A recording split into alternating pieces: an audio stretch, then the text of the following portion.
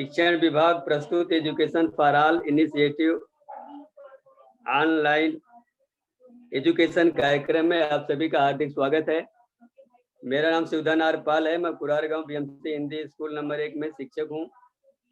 मेरा विषय गणित है और आज का मेरा घटक एक चरांक वाले समीकरण है। बच्चों, पिछले पीरियड में हम लोगों ने एक चरांक वाले समीकरण को हल करने का तरीका देखा। आज उसी के ऊपर शाब्दिक प्रश्न हम करेंगे। कुछ प्रश्न दिए रहते हैं शाब्दिक, उसको पढ़ने के बाद सवाल में कुछ शर्तें होती हैं, कुछ कंडीशंस होती हैं, उसके आधार पर हमें समीकरण बनाना पड़ता है। समीकरण बना के फिर हल करते हैं तो जो पूछा गया सवाल उसका जवाब हमें मिलता है। तो चलिए आज देखते हैं।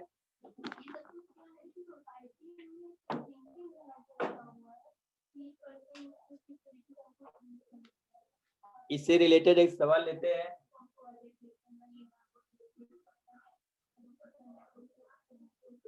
जोसेफ का वजन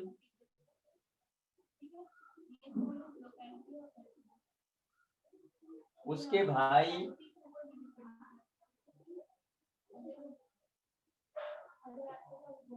के वजन का 2 गुना है।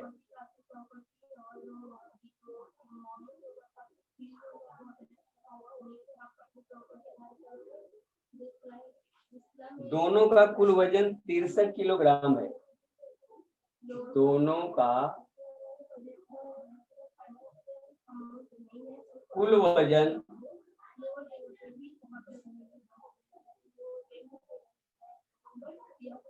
63 किलोग्राम है।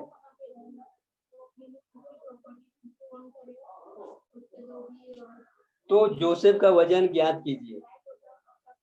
तो जोसेफ का वजन ज्ञात कीजिए।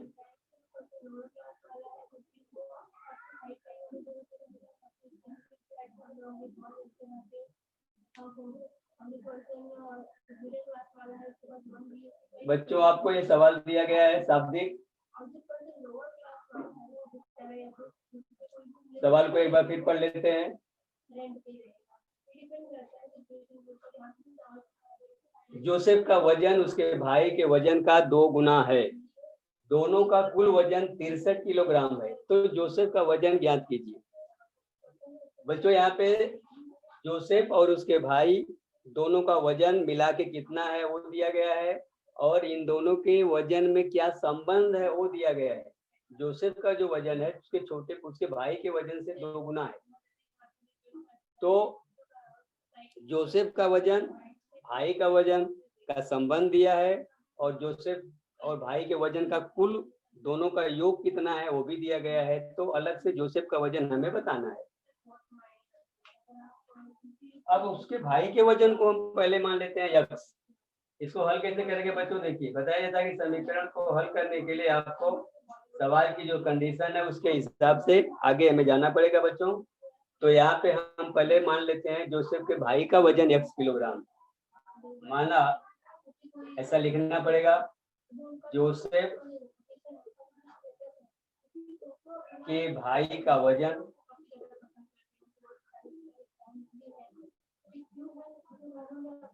बराबर x किलोग्राम। x kilogram. भाई का वजन x किलोग्राम है। बच्चों देखिए, जोसेफ का वजन क्या है? भाई के वजन का 2 गुना है। इसलिए जोसेफ का वजन कितना होगा? इसलिए जोसेफ का वजन सवाल के हिसाब से भाई का वजन x किलोग्राम, तो जोसेफ का वजन कितना होगा? भाई के वजन का 2 गुना, यानी 2 गुणे x।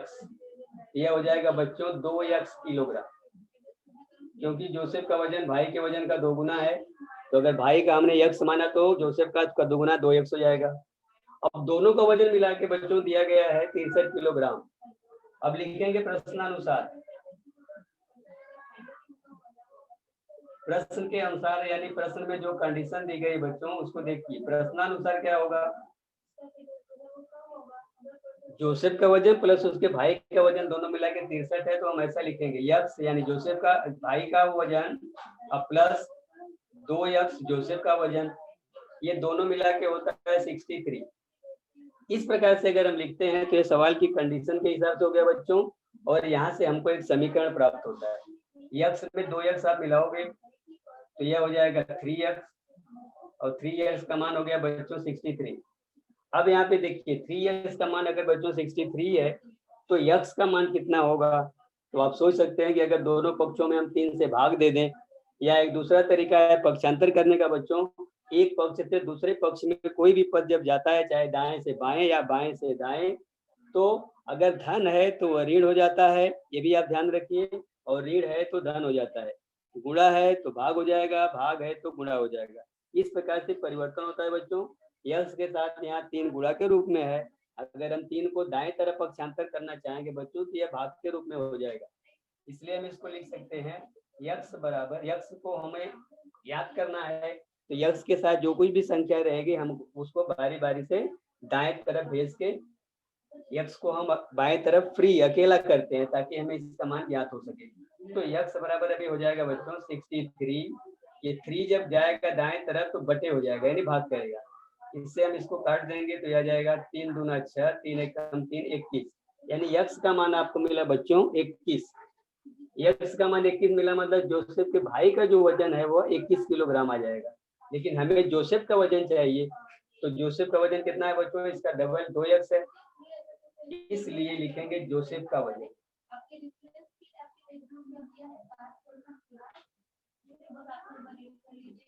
जोसेफ का वजन है बच्चों 2 यक्स, तो हम लिखेंगे 2 गुणे यक्स, यक्स मतलब यही 21 आया, यहाँ 21 लिख दीजिए, तो यह हो जाएगा 42 किलोग्राम।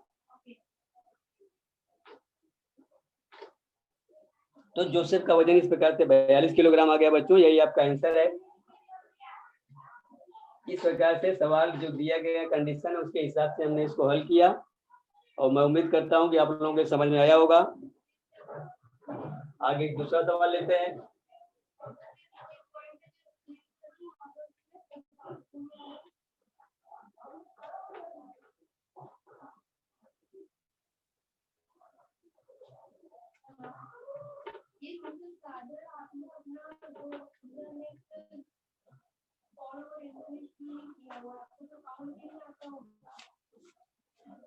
दूसरा सवाल देखते हैं बच्चों।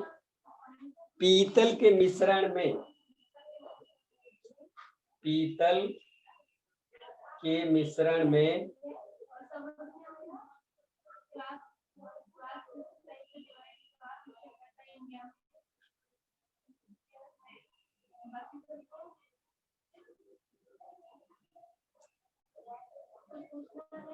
पीतल के मिश्रण में तांबे और जस्ते, क्योंकि बच्चों आपको मालूम होगा विज्ञान में पढ़े हैं कि पीतल जो है वह मिश्र धातु है, वो तांबा और जस्ता के मिश्रण से बनता है। पीतल के मिश्रण में तांबे और जस्ते का, तांबे और जस्ते का अनुपात दिया है, जस्ते का अनुपात, इन दोनों को किस अनुपात में मिला के बनाया गया बच्चों, वो दिया गया है 13:7। अनुपात समानुपात भी पीछे आपको बताया गया था, का अनुपात 13:7 हो तो 700 ग्राम वजन वाले पीतल, 700 ग्राम वजन वाले पीतल के बर्तन में से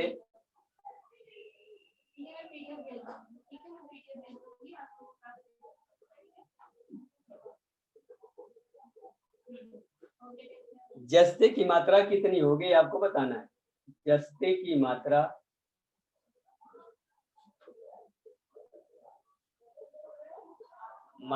कितनी होगी, ये आपका सवाल है बच्चों। सवाल को एक बार फिर पढ़ते हैं।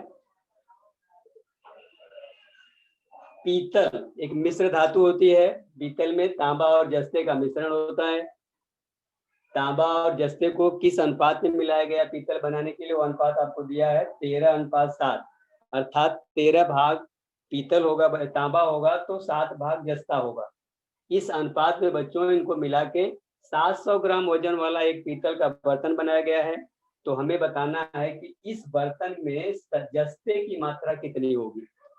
जस्ते की मात्रा का अनुपात यहाँ पे दिया है, तो हम इसकी मात्रा को निकाल सकते हैं। इसको निकालने के लिए बच्चों हमें क्या करना होगा, अभी देखिए अनुपात तांबा और जस्ते का दिया हुआ है, अनुपात 13 और 7 का। इसका मतलब अगर 13 ग्राम तांबा रहेगा तो 7 ग्राम जस्ता होगा। 13:7 का मतलब ये होता है बच्चों, 13:7 का मतलब तांबा 13 है तो जस्ता 7 है। इसका अगर डबल कर दें, तांबा 26 होगा तो जस्ता इसका दुगुना 14 होगा। ये 3 गुना होगा तो ये 3 गुना, इसी अनुपात में ये बढ़ता है।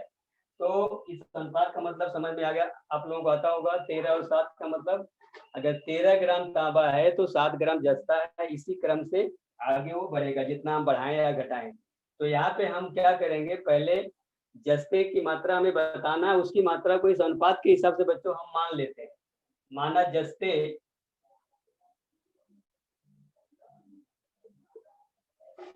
की मात्रा अनुपात के हिसाब से ले लेंगे 7x।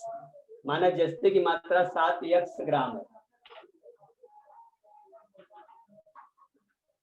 अब अगर जस्ते की मात्रा को हम 7x 7x मान लेंगे बच्चों, तो तांबा कितना होगा, 13x होगा इस अनुपात के हिसाब से। इसलिए तांबा की मात्रा कितना हो जाएगी, वो 13x ग्राम होगी।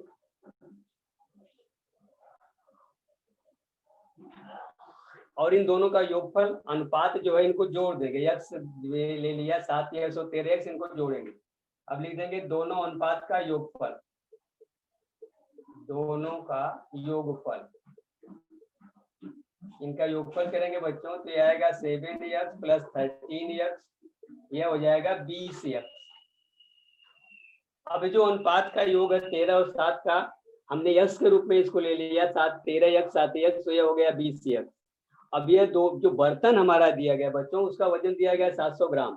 तो इसका मतलब ये जो 20x हम माने हैं, यह पूरा वजन 700 ग्राम के बराबर होगा। वहां से हम x का मान निकालेंगे और जब x का मान आ जाएगा तो फिर अलग अलग जस्ते और तांबे का मात्रा मालूम हो जाएगी।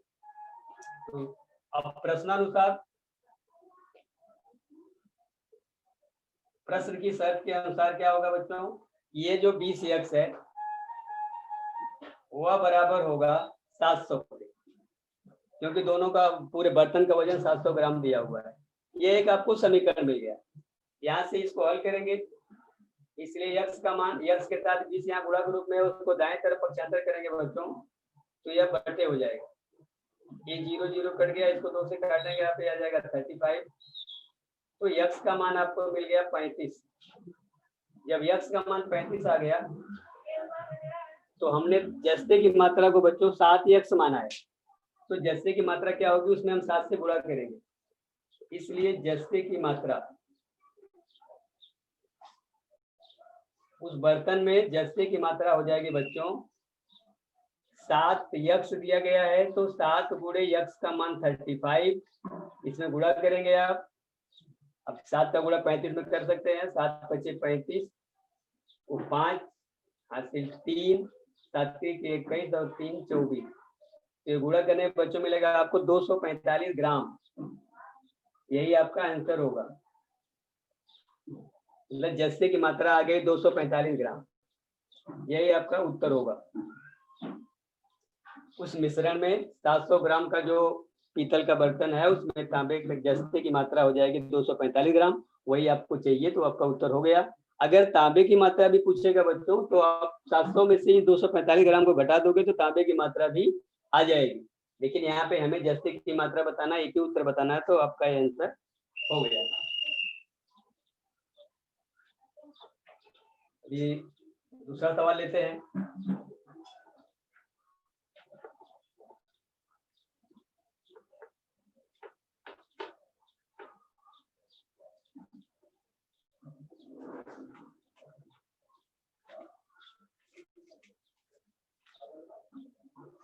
अभी ये सवाल लिख लेते हैं हम। उम्र से संबंधित बच्चों देखिए, माँ की आयु बेटे की आयु से 25 वर्ष अधिक है। माँ की आयु बेटे की आयु से, आयु जानते हो आप, उम्र, माँ की आयु बेटे की आयु से 25 वर्ष अधिक है।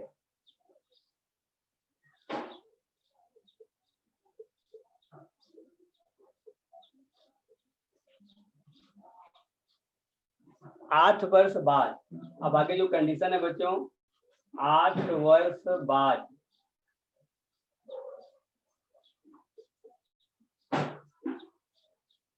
बेटे तथा माँ की आयु, बेटे तथा माँ की आयु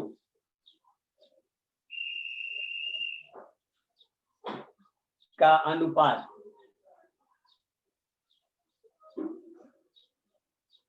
4/9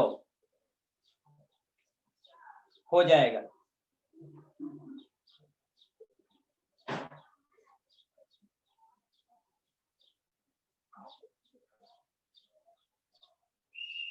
तो बेटे की आयु ज्ञात कीजिए।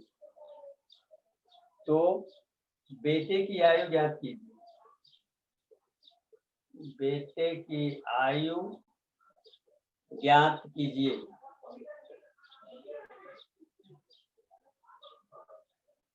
ये आपकी सवाल है बच्चों। एक बार सवाल को फिर से पढ़ते हैं, ध्यान से आप लोग भी सुनिए। माँ की आयु बेटे की आयु से 25 वर्ष अधिक है। 8 वर्ष बाद बेटे तथा माँ की आयु का अनुपात 4/9 हो जाएगा। तो बेटे की आयु ज्ञात कीजिए। इसके लिए क्या करेंगे, बेटे की आयु को हम बच्चों पहले x मान लेंगे, तो उससे संबंधित माँ की आयु भी आ जाएगी, क्योंकि माँ की आयु 25 वर्ष उससे ज्यादा है। अभी इसको कैसे हल करेंगे देखिए। हम यहाँ पे पहले बेटे की आयु को x वर्ष मानेंगे। माना बेटे की आयु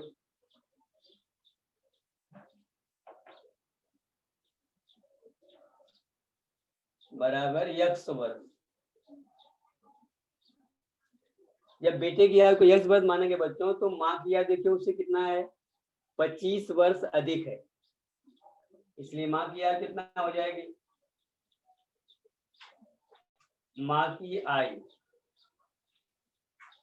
यह बेटे की आयु से 25 वर्ष अधिक है। तो हम यहाँ पे लिखते हैं बच्चों x धन 25, क्योंकि x हमने माना है एक चर राशि है और 25 एक संख्या है जो अचर है। तो इन दोनों को जब जोड़ेंगे तो इनके बीच में धन का निशान होगा, क्योंकि हम इनको जोड़ के कोई तीसरी संख्या बच्चों नहीं लिख सकते हैं, क्योंकि ये विजाती है। सजाती विजाती आप लोगों ने पढ़ा है। अगर संख्या में संख्या जोड़ते हैं बच्चों तो जोड़ सकते हैं, या एक चर है x, दूसरा x y जोड़े, x के साथ x को जोड़ना है तो जोड़ सकते हैं। लेकिन यहाँ पे दोनों विजाती हैं, इसलिए x + 25 ऐसा लिखा जाएगा। इसमें आपको डाउट नहीं होना चाहिए। तो माँ की आयु हो गई x + 25 वर्ष। इसको हमने कोष्टक में कर लिया क्योंकि दो पदों का योग हो गया। अब माँ बेटे की आयु हमने जो माना बेटे की आयु, उसके हिसाब से माँ की आयु भी आ गई। अब क्या करना है, 8 वर्ष बाद इनकी आयु का जो अनुपात दिया है बच्चों, तो 8 वर्ष बाद इनकी उम्र देखते हैं। अब यहाँ लिखा जाएगा 8 वर्ष बाद बेटे की आयु।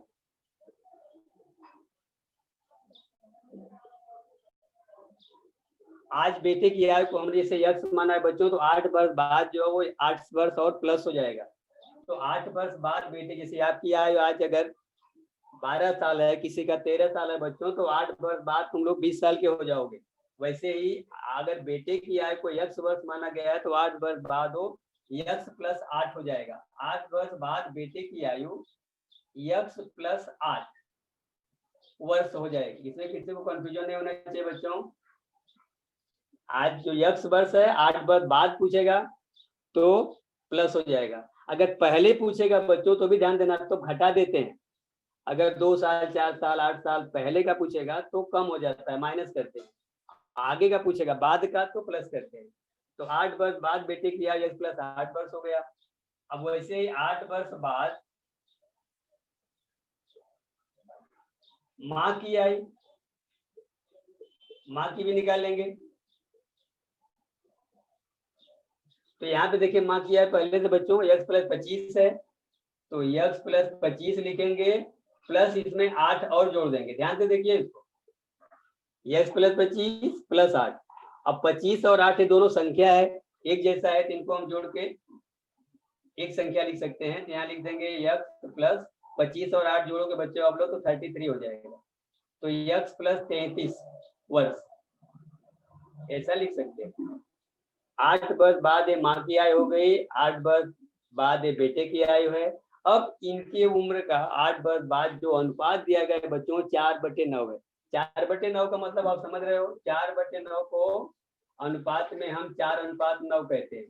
मतलब यहाँ पे अगर बेटे की उम्र 4x होगी तो माँ की उम्र 9x होगी। इस अनुपात में आगे बढ़ेगा, 4x और 9x, 8x तो ये 18x, ऐसा आगे जाएगा। यहाँ पे जो सवाल की शर्त है प्रश्नानुसार, अभी हम इसको लिखेंगे। प्रश्नानुसार जो अनुपात दिया गया है, अनुपात को अभी लाते हैं इसके साथ।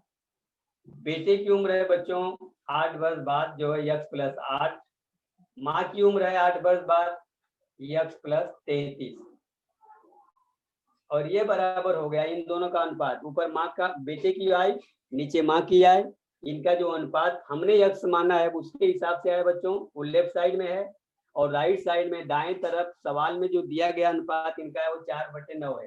तो हम इसको लिखेंगे 4/9। अब इसको तिर्यक गुणा करते हैं, तिरछा गुणा।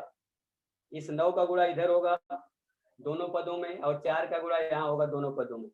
इस यहाँ पे 2 पद है बच्चों, गुणा दोनों में होगा। अगर चाहो तो आप ऐसा कोष्टक लगा लेना समझने के लिए, क्योंकि ऐसा नहीं समझना कि यहाँ x प्लस 8 है तो 9 का गुणा एक ही में होगा, दोनों पद में होगा। 9 का गुणा तिर्यक करेंगे बच्चों तो x में भी होगा और 8 में भी होगा, वैसे ही 4 का गुणा भी x में भी होगा और 33 में भी होगा।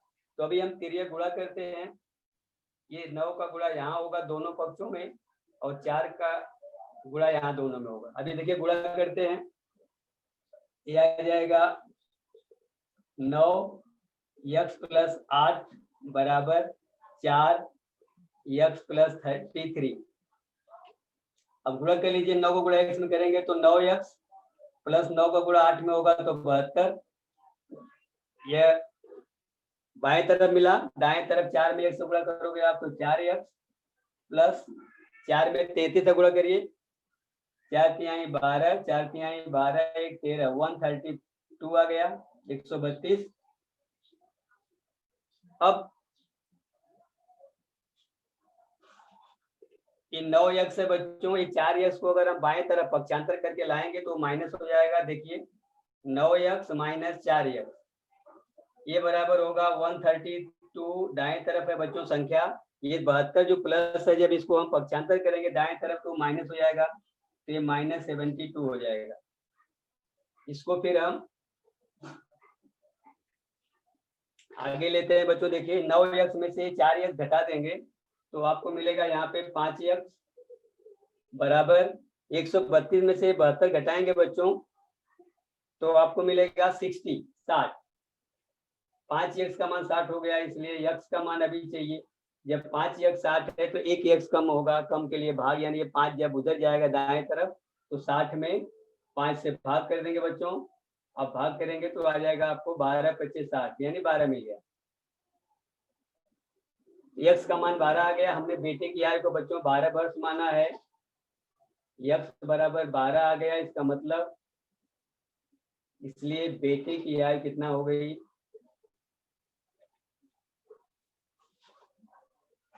बेटे की आयु 12 वर्ष। यही आपका उत्तर है बच्चों।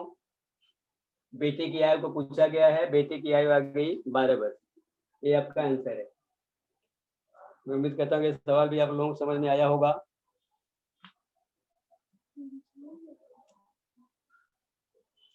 एक सवाल आगे अब लेते हैं, अंश और हर से संबंधित।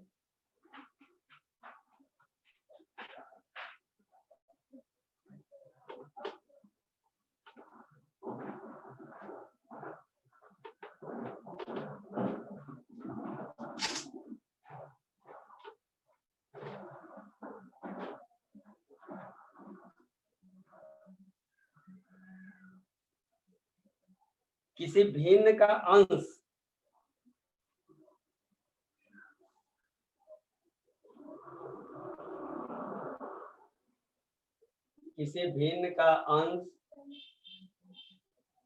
उसके हर से 5 अधिक है। सवाल को ध्यान से समझिए बच्चों, किसी भिन्न का अंश उसके हर से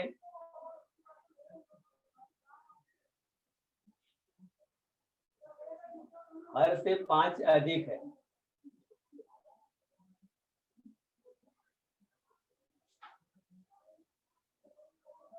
अंश तथा हर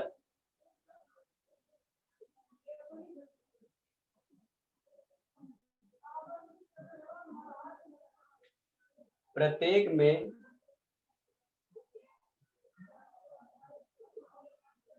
4 जोड़ने पर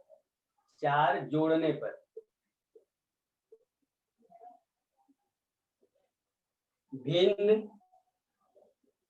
अंश और हर में 4 जोड़ने पर बच्चों जो नई भिन्न मिलेगी, जो भिन्न का मान बदल के हो जाता है, वो क्या मिलता है? 6/5 प्राप्त होता है। ये भिन्न प्राप्त होता है।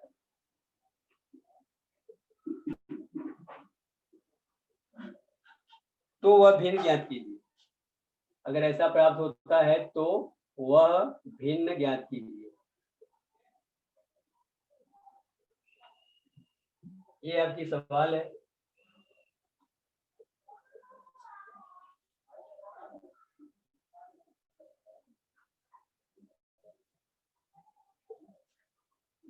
सवाल को एक बार फिर पढ़ते हैं बच्चों। किसी भिन्न का अंश उसके हर से 5 अधिक है। यहाँ पे अंश बड़ा है, हर छोटा है। कितना? 5। अंश तथा हर प्रत्येक में 4 जोड़ने पर भिन्न 6/5 प्राप्त होता है। तो वह भिन्न ज्ञात कीजिए। इसको कैसे हल करेंगे बच्चों, देखते हैं। इसका हल, यहाँ पे अंश और हर का संबंध दिया है बच्चों। अंश बड़ा है हर से 5, तो हम पहले हर छोटा है तो उसको हम x मान लेते हैं। अच्छा, दूसरी बात बच्चों, देखो हर सवाल के लिए हम x मान लेते हैं, ऐसा कुछ जरूरी नहीं है। आप कोई भी चरांक ले सकते हैं, x, y, p, q। तो चलिए हम इसके लिए y मान लेते हैं। इसमें कुछ कंफ्यूजन नहीं होना चाहिए। चरांक आप कोई भी ले सकते हो किसी भी सवाल में। हर सवाल के लिए चरांक अलग अलग ले सकते हैं आप। कुल मिला के सवाल की जो कंडीशन है, जो शर्तें हैं बच्चों, उसके मुताबिक हमें समीकरण बनाना होगा। समीकरण अगर हम सही ढंग से बना लिए, उसको सही सही हल कर लिए, तो हमारा उत्तर आ जाएगा। चरांक हम चाहे x, y, p, q, m, n कुछ भी ले सकते हैं, कोई भी अक्षर ले सकते हैं। तो यहाँ पे हम y लेते हैं, माना भिन्न का हर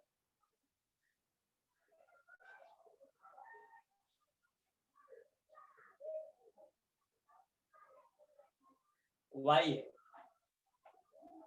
अगर उसका हर y है बच्चों, तो उसका अंश क्या होगा? इससे 5 ज्यादा होगा। भिन्न का हर y है, इसलिए भिन्न का अंश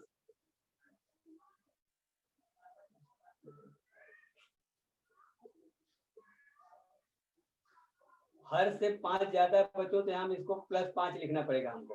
अंश जो है y +5 होगा। इसमें डाउट नहीं होना चाहिए आपको। भिन्न का हर y है, भिन्न का अंश उससे 5 ज्यादा है, तो अंश, तो हर में 5 जोड़ देंगे तो अंश आ जाएगा। अब अंश और हर दोनों में 4 जोड़ने पर जो भिन्न प्राप्त होती है वह 6/5। तो भिन्न क्या होगी? देखिए, अंश और हर को हमने मान के ले लिया, इसलिए भिन्न क्या होगी? देखिए, भिन्न का रूप कैसा होगा? अंश की जगह लिखेंगे आप y +5 और हर की जगह लिखेंगे y। तो ये आपकी भिन्न है। ये भिन्न हो गई y धन 5/y। अब सवाल की जो शर्तें हैं बच्चों, उसमें यहाँ पे अंश में 4 जोड़ेंगे, हर में भी 4 जोड़ेंगे, तो उसका मान 6/5 के बराबर आता है। अब लिखेंगे प्रश्नानुसार। प्रश्नानुसार क्या करना है? अंश और हर दोनों में 4 जोड़ना है। तो देखिए, ये y +5 है बच्चों, इसमें 4 जोड़ देंगे ऊपर भी, और नीचे जो y उसका हर है वहां पे भी 4 जोड़ देंगे। तो ये भिन्न का रूप ऐसा हो गया। और ये कितना होता है? दोनों जोड़ने के बाद भिन्न क्या प्राप्त होती है? 6/5। ऐसा सवाल में दिया हुआ है, ये देख लीजिए। अब यहाँ बच्चों 5 और 4 को आप जोड़ोगे तो 9 हो जाएगा। इसको आप आगे लिख सकते हो y प्लस 5 और 4 जोड़ दिया 9 बटे नीचे होगा y प्लस 4 और इधर दाएं तरफ है 6/5। फिर वही तिरछा गुणा करेंगे बच्चों, क्रॉस मल्टीप्लीकेशन।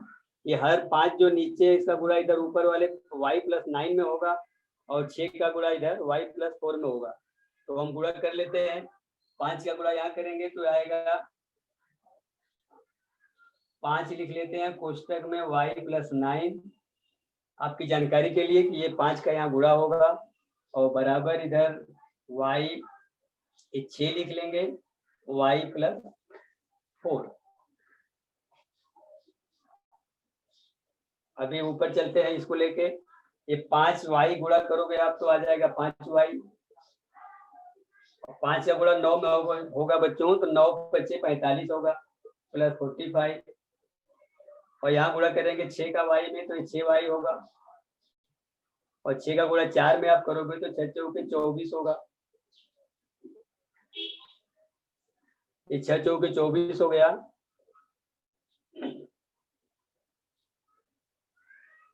अब देखिए यहाँ पे बच्चों 5y है, यहाँ पे 6y है, 6y यहाँ ज्यादा है तो आप चाहें तो इस 5y को दाएं तरफ भेज दीजिए और संख्या 24 को बाएं तरफ ले लेंगे। तो 24 यहाँ धन है, जब बाएं आएगा बच्चों तो ऋण हो जाएगा और 5y बाएं तरफ धन है, जब वो दाएं जाएगा तो भी ऋण हो जाएगा। तो इसका रूप कैसा हो जाएगा देखिए, इसलिए आप इसको लिख सकते हैं ऐसा, 45 तो बाएं तरफ है धन है, 24 को इधर लाया तो 24 ऋण हो जाएगा और दाएं तरफ 6y धन है, ये 5y जाएगा बच्चों तो ये ऋण 5y हो जाएगा। अभी 6y में से 5y घटा दोगे आपको y मिलेगा और 45 में से 24 घटाओगे बच्चों तो आपको 21 मिलेगा। तो y का मान क्या आ गया 21, इसलिए आप लिखेंगे y बराबर 21। तो y क्या है बच्चों, भिन्न का हर, अर्थात आपको हर मिल गया 21 21। तो अंश क्या होगा, हर y का मान आ गया इसलिए ये हो गया हर, इसलिए हर बराबर 21। तो अंश क्या होगा, उससे 5 ज्यादा है बच्चों तो अंश के लिए आप क्या लिखोगे, 21 में 5 जोड़ दीजिए तो अंश हो जाएगा 26। अब जिस भिन्न का अंश 26 हो उसका हर 21 हो तो वह भिन्न क्या होगी बच्चों, इसलिए वह भिन्न क्या होगी,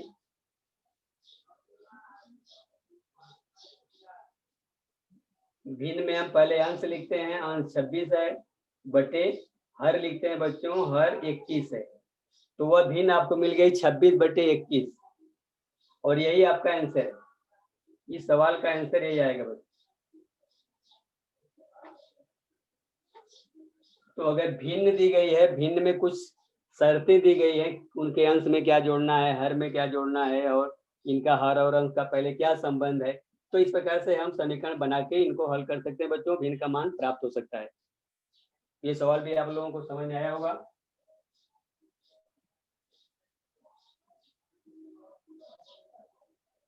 आगे सवाल दूसरा लेते हैं।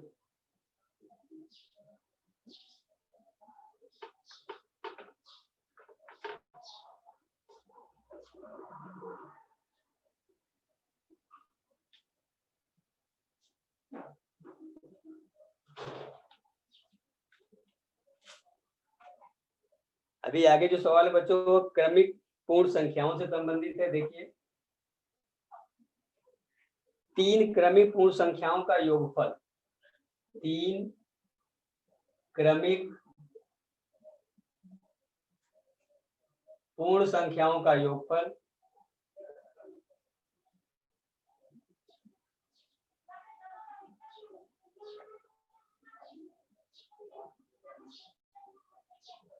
तीन क्रमिक पूर्ण संख्याओं का योगफल 45 से अधिक,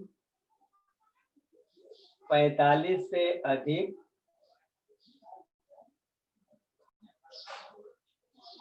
किंतु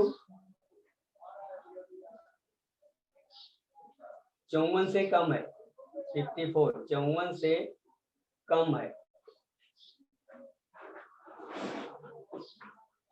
तो वे संख्याएं ज्ञात कीजिए। तो वे संख्याएं ज्ञात कीजिए।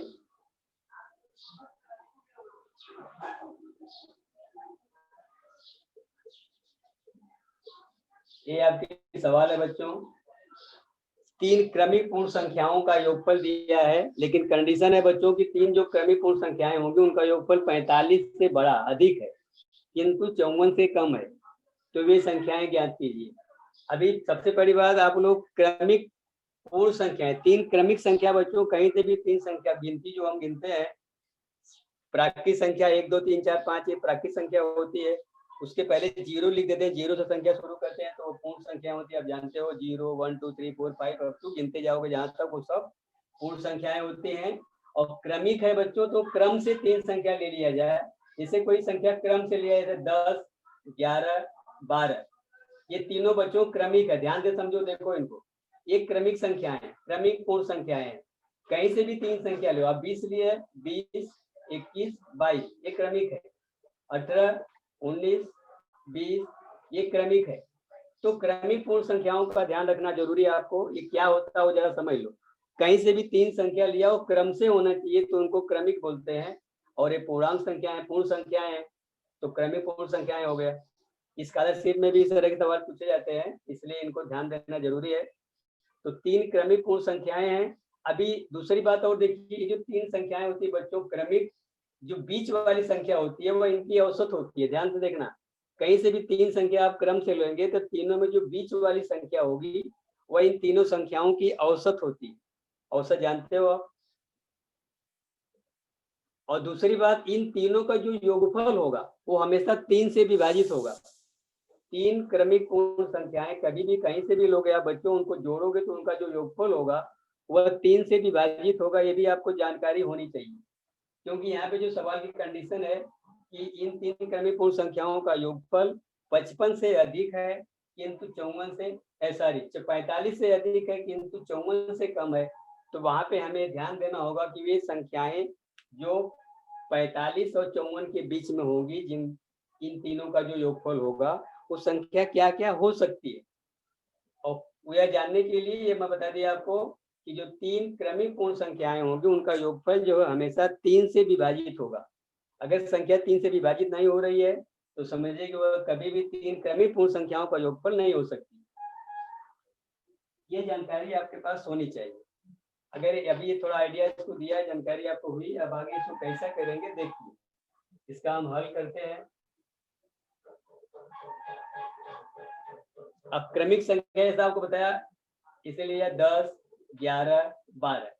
अब बच्चों अगर हम 10 की जगह यक्ष ले लें, देखिए इसको, एक क्रमिक संख्या अगर यक्ष मान लें तो जो अगली है 11 बच्चों क्या होगी, यक्ष में 1 जोड़ देंगे, यानी 10 में 1 जोड़ दिया तो 11 आया, वैसे यक्ष में 1 जोड़ दिया, समझो दूसरी क्रमिक हो गई इसकी। और 11 में 1 जोड़ा तो 12 आया, अर्थात यक्ष में 1 और जोड़ दिया है यहाँ पे x + 1 में, तो x + 2 हो जाएगा। ध्यान से देखिए, तो जो क्रमिक संख्या कभी भी समीकरण बनाने के लिए हम मानते हैं वो हमें ऐसा लिखना पड़ता है कि मान लिया 3 क्रमिक संख्याएं क्रमशः x + 1 x + 2 हैं। ये क्यों मान रहे, क्यों ऐसा ले रहे हैं, इसको आपको समझा दिया। यहाँ पे एक संख्या समझो 10 है, उसके बदले हमने x लिख दिया आपके सामने, तो 10 में 1 जोड़ा तो यहाँ 11 आया, तो x में भी 1 प्लस कर दिया +1, क्योंकि ये विजाती है तो यहाँ +1 ही लिखना पड़ेगा। और 11 में 1 और जोड़ दिया तो 12 आता है, तो इसमें 1 और जोड़ेंगे तो आप +1 है ही, 1 और 1 जोड़ोगे तो +2 हो जाएगा। तो क्रमिक संख्याएं जो हम मानेंगे वो ऐसा ही लेना पड़ेगा, x + 1 x + 2। माना वे संख्याएं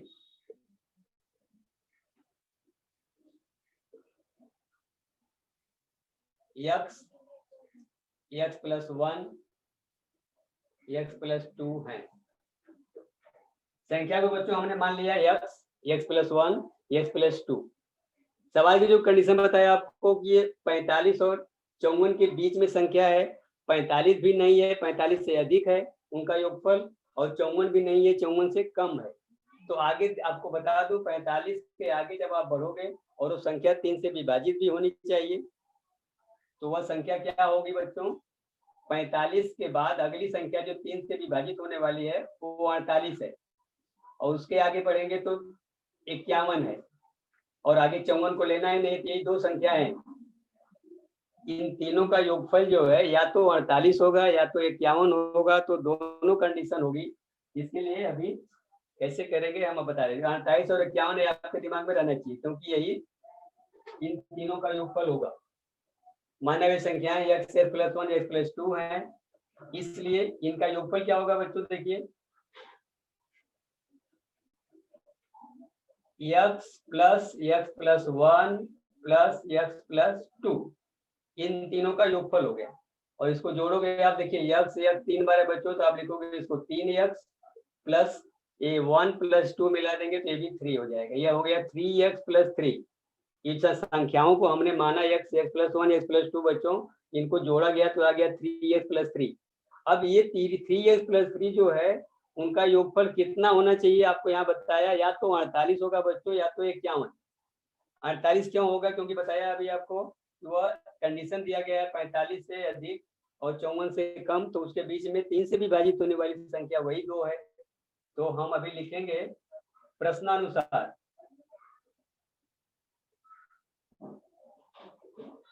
3x प्लस 3, इसको हम बराबर एक बार 48 करेंगे तो एक तीनों संख्याएं अलग आएंगी, उसको देख लेते हैं। 3x प्लस 3 बराबर 48 करेंगे। क्यों कर रहे हैं, क्योंकि इन तीनों का योगफल जो है 3 से विभाजित होने वाली संख्या इस दी गई संख्याओं के बीच में 48 आ रही है।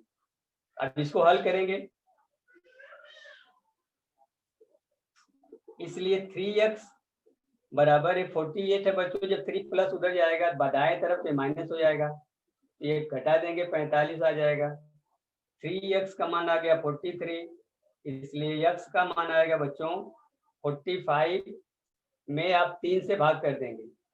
3 से भाग करेंगे इसको तो आपको 15 मिलेगा, 15 3 45 होता है, तो x का मान आ गया 15। इसलिए अगर x का मान जब 15 आ गया तो एक संख्या 15 हो गई और दूसरी संख्या एक उससे ज्यादा हो जाएगी 16 और तीसरी संख्या 17। इसलिए वे संख्याएं क्या होंगी, 15, अगली संख्या एक प्लस कर दीजिए 16, एक आगे फिर प्लस कर देंगे तो 17। इसलिए वे संख्याएं 15 16 17 होंगी। एक उत्तर आपका हो गया बच्चों। और दूसरा उत्तर, अगर इन तीनों का योगफल हम 51 लेते हैं बच्चों, तो उसके लिए देखिए ये फर्स्ट हो गया, समझिए फर्स्ट कंडीशन। सेकेंड कंडीशन में क्या होगा, इन 3x प्लस 3 को आप 51 भी लिख सकते हैं, क्योंकि इनका योग इन दोनों के बीच में 51 भी है, 51 भी हो सकता है। तो अगर 51 लेते हैं तो उत्तर ऐसे ही संख्याएं दूसरी आएंगी, देखिए।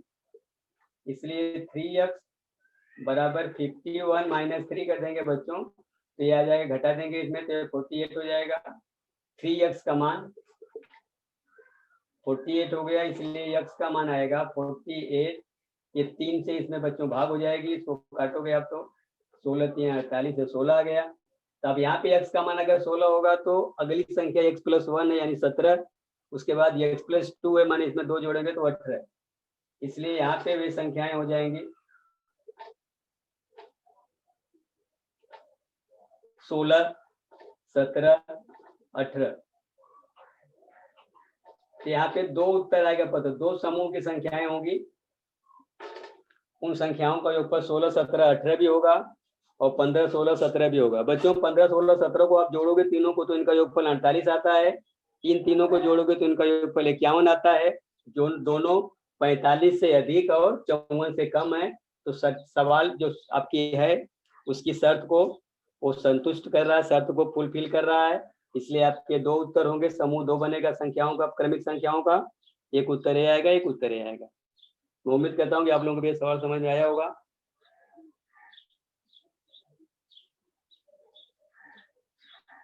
अभी आज के ऊपर बच्चों आप लोगों को कुछ जो सवाल बताया उससे संबंधित गृह कार्य है वो आपको दे देता हूँ, स्क्रीन पर देखिए, इसका स्क्रीनशॉट ले लीजिए।